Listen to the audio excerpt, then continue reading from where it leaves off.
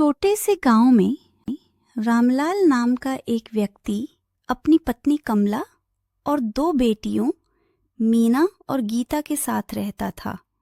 कमला रामलाल की दूसरी पत्नी वह मीना और गीता की सौतेली माँ थी। रामलाल की पहली पत्नी सुजाता का देहांत बहुत पहले ही हो गया था।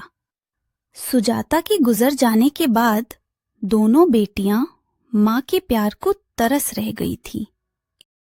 इसलिए रामलाल ने दूसरी शादी कर ली। घर में आई नई माँ कमला, बेटियों, ये तुम्हारी नई माँ है। अब तुम्हें भी माँ का स्नेह और सहारा मिलेगा। दीदी, लगता है अब हमें भी माँ का प्यार मिलेगा। अब शायद सब ठीक हो जाएगा। लेकिन उन्हें कहाँ पता कि यही माँ उनके जीवन की सबसे बड़ी तकलीफ बन जाएगी। शुरू शुरू में कमला बहुत मीठा बोलती थी, लेकिन रामलाल के खेत जाने के बाद कमला का चेहरा बदल जाता। गीता, झाड़ू कौन तेरी? मरी माँ लगाएगी। और मीना, तू बर्तन ऐसे चमका कि उसमें मेरा चेहरा भी दिख जाए, समझी? कमला दिन भर बेटियों से काम करवाती, लेकिन खाने को देती तो सिर्फ सूखी रोटी, कभी तो वो भी नहीं देती। दीदी, मुझे भूख लगी है।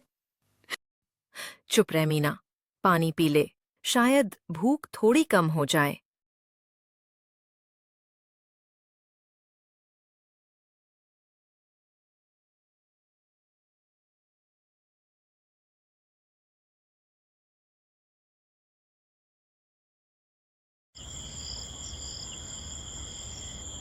रामलाल घर आता तो कमला मीठी बातें करती। बेटियां अपनी माँ के डर के कारण चुप रहती। बेटियों, सब ठीक है ना? तुम्हें कोई तकलीफ तो नहीं? जी, सब ठीक है पिताजी। लेकिन सच इसके बिल्कुल उल्टा था। एक दिन भूखी मीना ने चुपके से रसोई से एक रोटी उठा ली। तभी कमला आ गई। अरे नासपीटी कलमुई, चोरी करती है। आज से खाना बंद तुम दोनों का। माँ, बहुत भूख लगी थी। तभी वहां गीता आ जाती है। कृपया इसे मत मारिए माँ। गीता और मीना एक दूसरे की सहारा थी। दोनों एक दूसरे को यही दिलासा देती कि एक दिन सब ठीक हो जाएगा।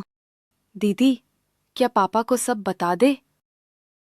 नहीं मीना, माँ ने कहा है अगर बताया तो हमें घर से निकाल देंगी। त्योहार का दिन आता है।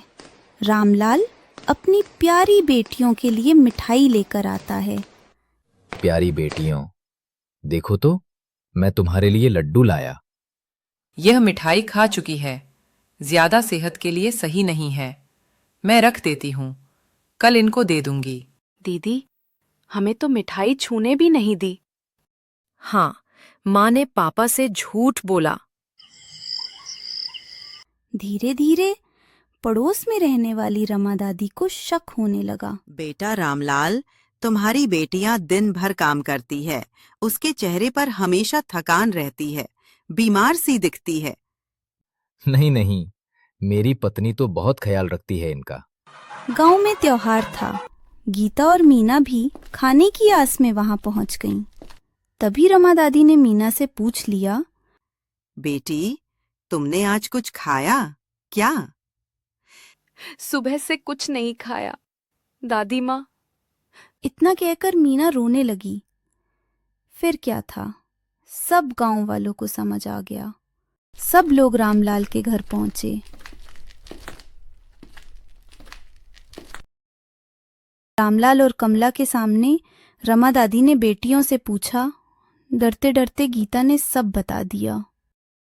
पिताजी, माँ हमें खाना नहीं देती, दिन भर काम करवाती है और अगर हम कुछ कहे तो हमें मारती धमकाती है।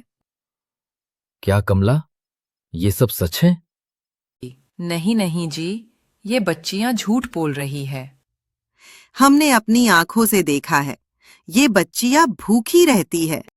अब रामलाल को सब सच पता चल चुका था। कमला, मैं सोचता था तुम मेरी बेटियों की मां बनोगी, लेकिन तुमने तो उनके साथ राक्षस जैसा व्यवहार किया। आज से तुम्हें इस घर में कोई जगह नहीं। नहीं जी, मुझे माफ कर दीजिए। निकल जाओ मेरे घर से। कमला रोते रोते घर से निकल गई। बेटियों, अब तुम्हें कोई दुख नहीं देगा, मैं वादा करता हूं। दोस्तों, बच्चों की मासूमियत को कभी मत तोड़ो। माँ का स्थान भगवान के बराबर होता है। लेकिन अगर माँ ही निर्दयी बन जाए तो उसका अंत ऐसा ही होता है।